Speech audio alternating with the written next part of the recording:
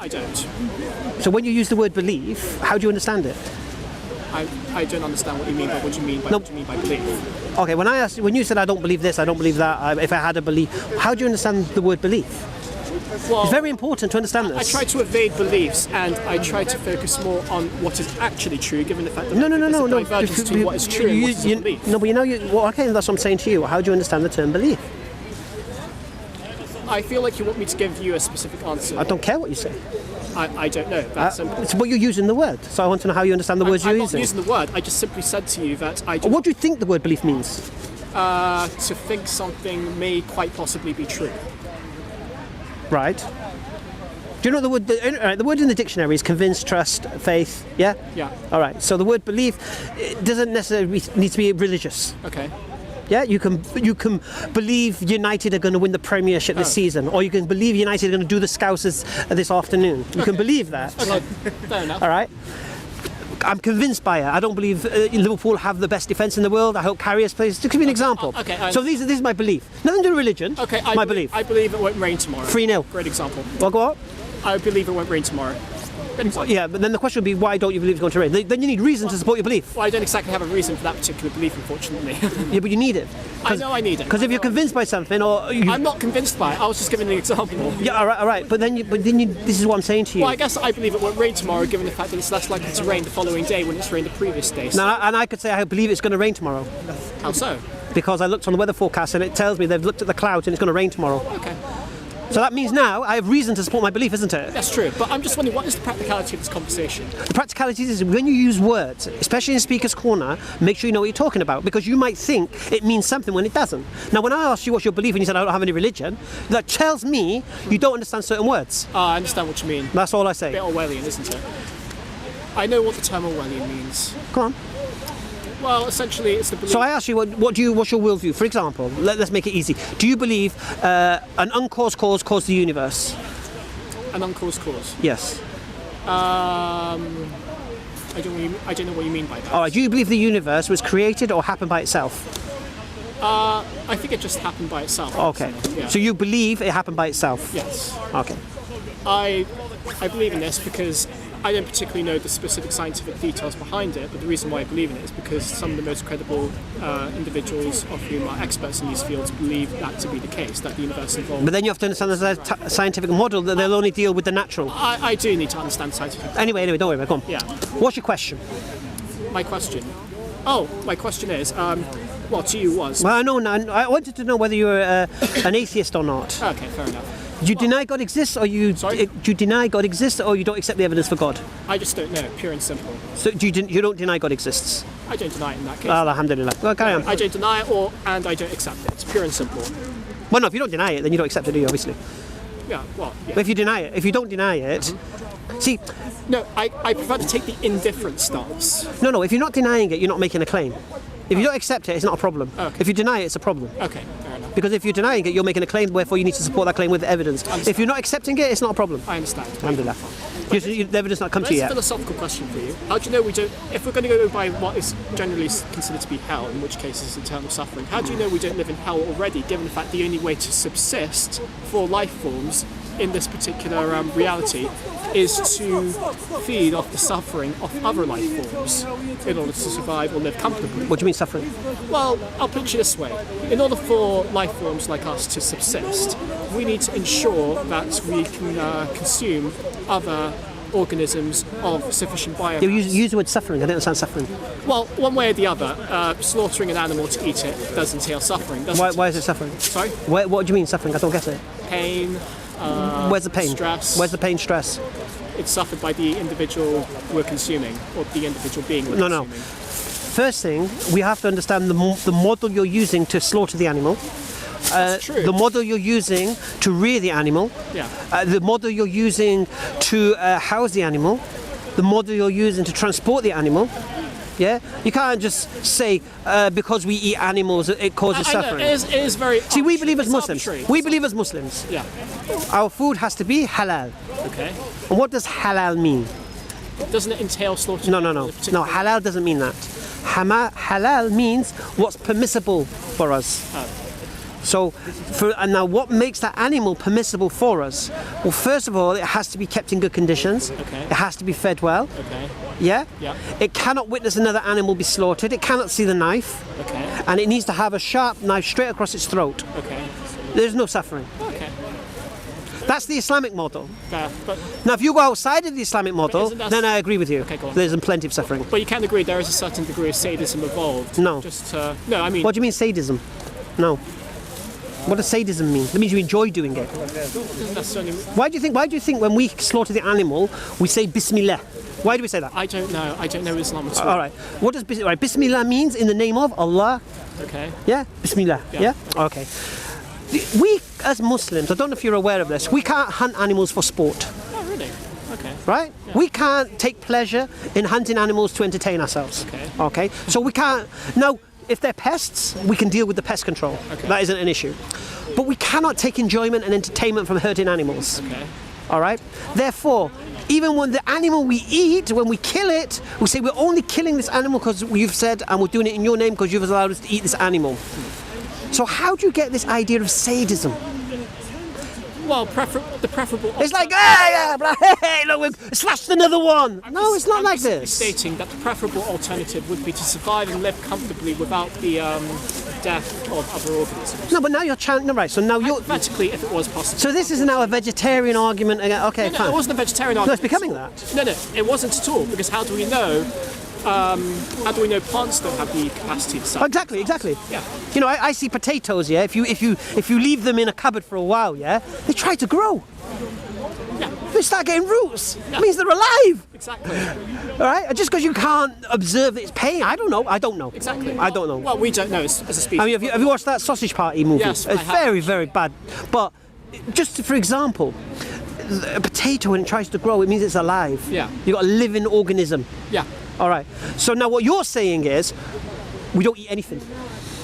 No, I'm not suggesting we eat nothing. I'm just simply trying to create the argument as to whether or not we are actually living in hell itself, given the fact that the only way we can live comfortably is through the consumption of other living organisms, which, Right. as you can imagine, does entail some degree of pain.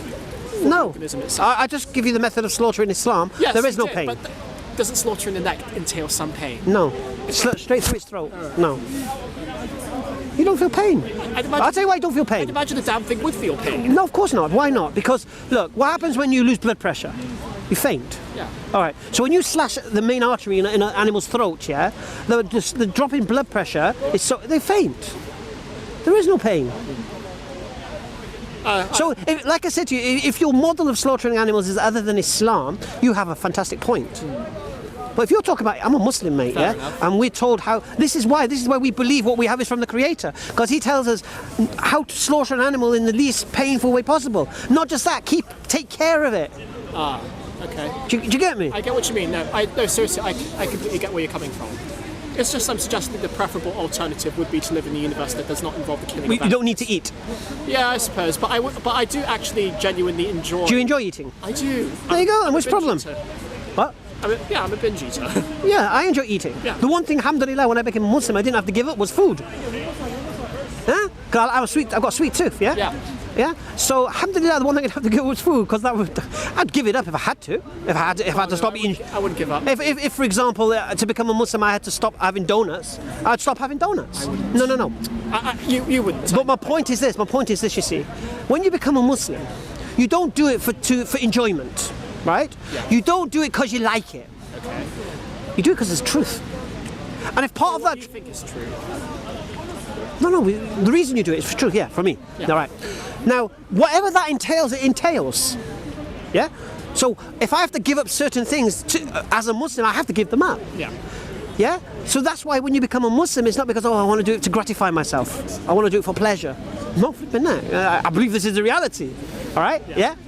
Now, here's the amazing thing, yeah? Do you know there's 5 things destroying society today? Tell me. Drugs, Agreed. alcohol. Somewhat disagree. Well, NHS virtually collapsed over December because of drinking. Accident and emergency, full of drunks, full of victims of drunks.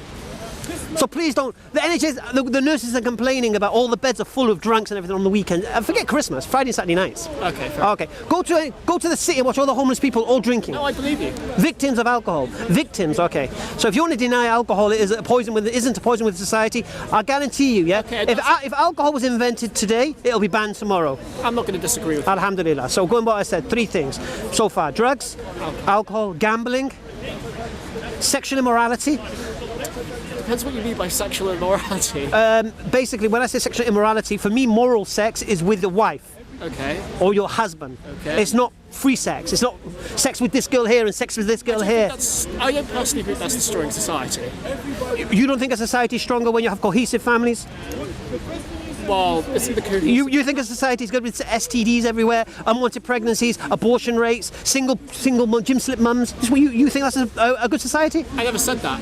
I simply said... No, I said to you, a coherent society, a good society, is where when you have sex with a woman or a man, it's because they're your life partner, inshallah.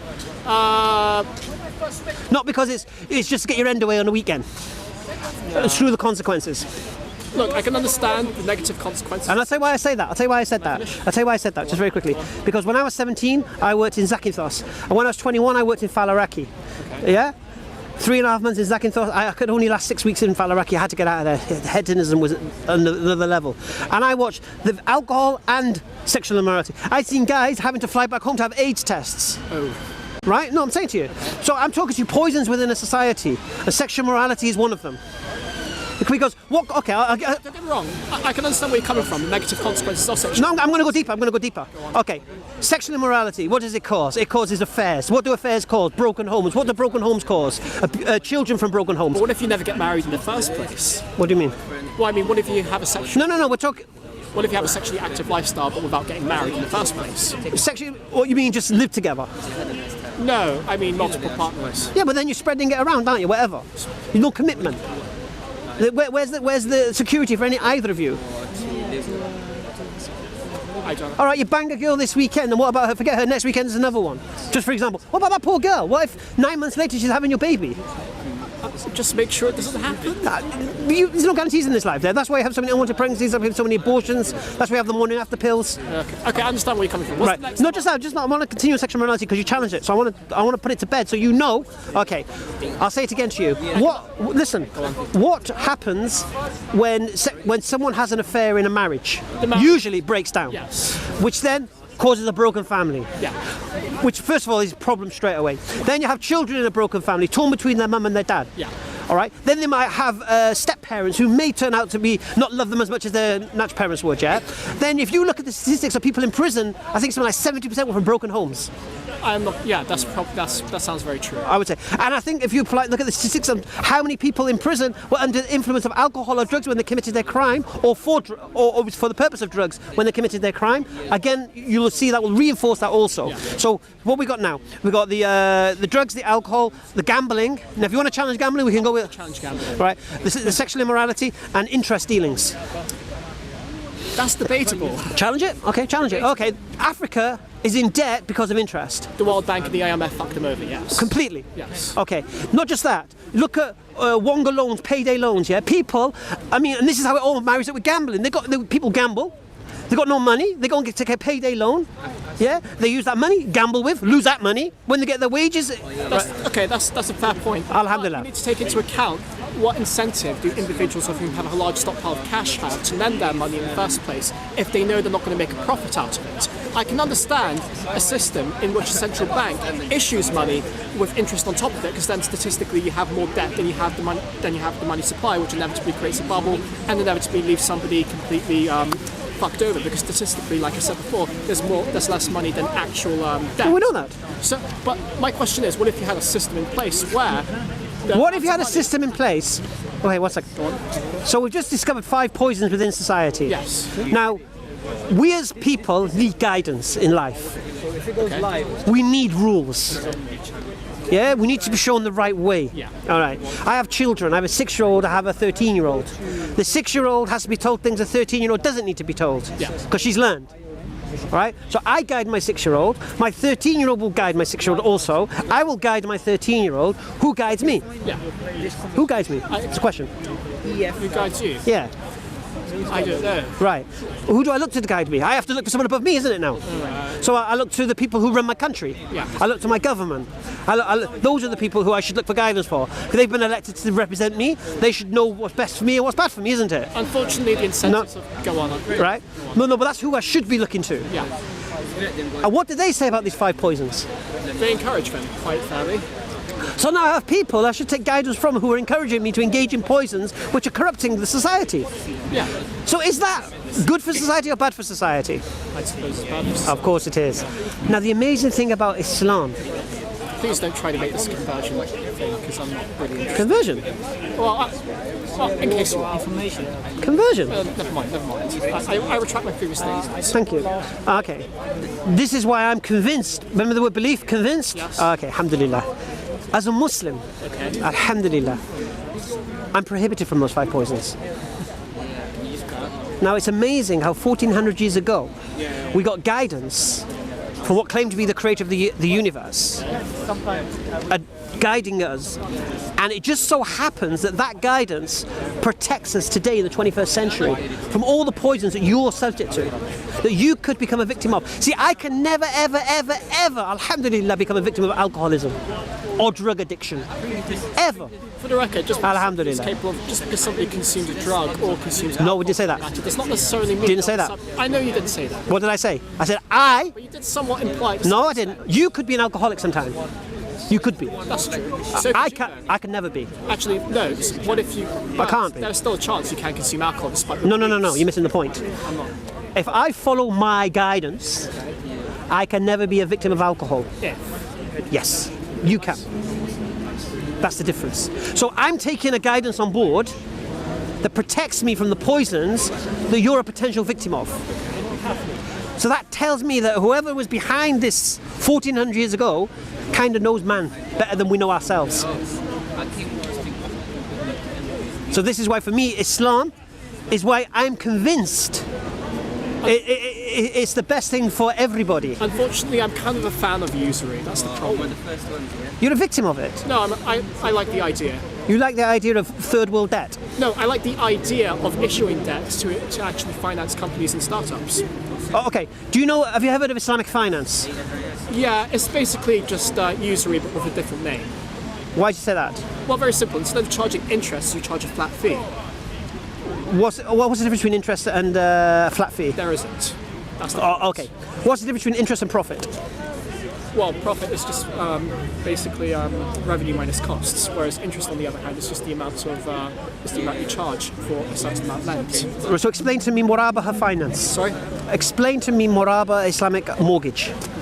I don't know specifically, but apparently it's just... Apparently, according to what? I don't know. I learned it in my class sometime from my teacher. Apparently it just simply entails issuing... Is your debt. teacher Muslim?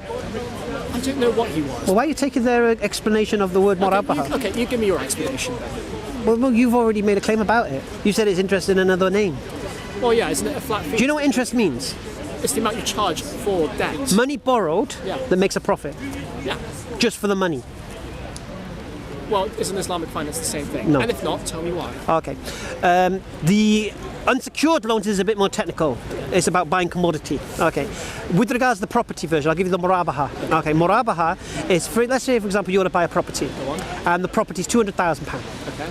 And you come to me, I'm the Islamic bank, and say, look, I want to buy a property, it's £200,000. And we'll say, okay, we'll buy the house for you, £200,000. We'll sell it to you for £300,000. But you don't have to pay us straight away. You can pay the money over 18 months. Okay. Yeah, 180 months, which is 15 years. Okay, pay a deposit down now. Where's the interest? Sorry. Well, I mean, you said you want to charge. You're gonna buy a house. Okay. £200,000. Okay. So say he's selling the house, £200,000. Okay. And you come to me and say, I want to buy that house. We'll buy the house. So the bank now owns the house. Okay. We're going to sell it you for £300,000. But you don't have to pay us straight away. We're going to divide it over 180 months, which is 15 years. And by the end of 15 years, property's yours. And by that time... Isn't that practically the same thing? No. This is how it's not. You want to buy a house, £200,000. Yeah. You come to me, I'm the bank. Yeah?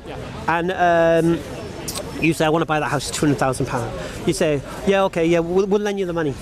We'll lend you the money. So you then put a deposit down and give it to your solicitor. The bank then gives the money to the solicitor. And then they buy the the house. Yeah, a charge gets put on the property by the lender. But as far as the bank is concerned, they've just lent you money, mate. Yeah, and you're repaying that money with extra on top. Yeah. Right. How's that? All right. The difference is with the Murabaha finance, you never borrow any money. But then it's just usury under a different. No, you can't pay usury if you don't borrow any money. But somebody else borrowed the money. Oh, I get what you mean. Yeah, I get what you mean now. The bank is the one buying the house. Yeah. But it's still. If you've not borrowed any money, you can't pay interest. Then what's the practicality of being against usury? What's the point of being against it? Okay. Against usury. Yeah, what's okay? Practicality against usury. Just look at one payday loans for one. What the problem it's causing. Look at third world debt, stuck in interest. Okay. Yeah. But what if you use the people? Look, this. I read something. Murabaha model. Yeah. How can you? What if you apply the Murabaha model to? How can you? So I want to go buy that car for 10,000. Oh no, the car might work. Let's say you want to go to Debenhams and buy a jacket for 100 quid. Let's not change the subject entirely. No, it's the same principle. Because usury comes into store cards, debit cards, credit cards. It's all the same thing. It's not just mortgages, that's just one part of it. Oh, so you're basically stating... The whole usury system. Oh, okay, so I get what you mean. So in Islam... so you're saying the use of credit should be restricted to certain In Islam, we cannot pay interest or receive it. Because here's what you got to understand, you see. I'm still struggling why Islam prohibits the use of usury if it's just simply interest, just in a different form. Because it's not. It seems like it though. No, it can't be. You're charging for the use of a bank's finance. No. You're being charged for you're selling, they're buying your property off the bank. But one way or the other, you're still using the bank's finance. No, you're not. No, you're not. You're buying a property. You are not personally, but one way or the other. But that's not usury. But one way or the other. Usury is money borrowed. No, I understand the difference between money borrowed. No. Where do you understand usury? How do you understand it? Just simply the use of interest, pure and simple. Right. No, how does Islam teach it? Sorry? How does Islam teach it? I don't know where you're coming from now. Oh, okay. I'm a Muslim. Go on. We are told as Muslims, money borrowed that makes a profit is riba and haram. All right? So I can't borrow money off you. Is the bank making a 50% no, profit? But I'm not borrowing any money off the bank. But the bank is still making a profit. But I'm not. Profits halal. Money. Listen to the word. Listen to the key words. Money borrowed. Yeah. Money borrowed. Then you guys are just trying. No. What we're doing is not borrowing money. Yeah, you're just using a loophole. No, not at all. Yes, you are. No, it's not at all.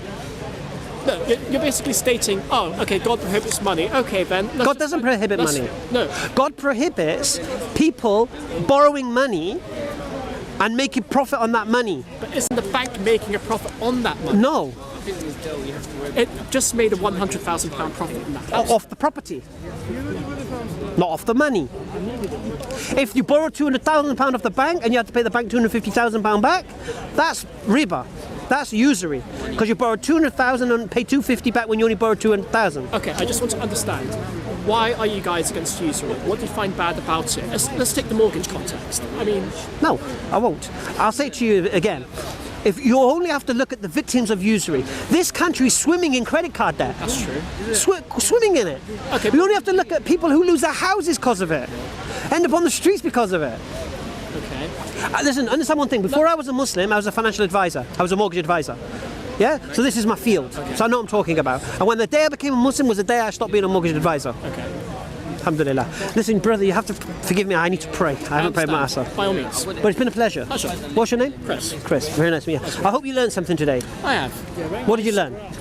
Well, I understand the 5 prohibitions of Alhamdulillah. Yeah. And did you agree those 5 poisons are destroy society? The first 4, yes. The usury part, I still don't understand. All right. Even though I just said to you this country's swimming in credit card debt. I don't particularly mind that. But when the people start losing their houses, losing their cars, when they can't feed their kids, when they can't pay their heating bills, then what? Because they're paying back the interest, then what? Well, I'd imagine there'd be some degree of social change. I'm optimistic will actually be for the better in the long So term. you don't believe there are people of usury today? Sorry? Victims of interest? No? Personally, I like the thing is, how are you meant to... Do you like the way that... how are you meant to incentivise... do you like the way that Africa's kept in debt because of interest? Not at all. So why don't they just forgive them the interest? Well, the fact of the matter is, interest was also charged for Europe during the Marshall Plan, but the interest was reasonable. Why did they not? Why did they not forgive them? No, the reason why they didn't forgive them is because it's in the geopolitical interest of the American and the European sphere of influence to actually keep Africa or to... Of course. Right. Now, if they couldn't deal in interest, they couldn't do that, could they? No, they couldn't. There you go. So a good idea not to have interest is what Africa couldn't be kept in that situation. Okay. Right. Until next Remember one thing: you can't be selfish and always think about yourself. You have to think about other people. modern idea of capitalism, you think the two go hand in hand? You just said it. Africa couldn't be kept in subjugation if it wasn't for interest. You said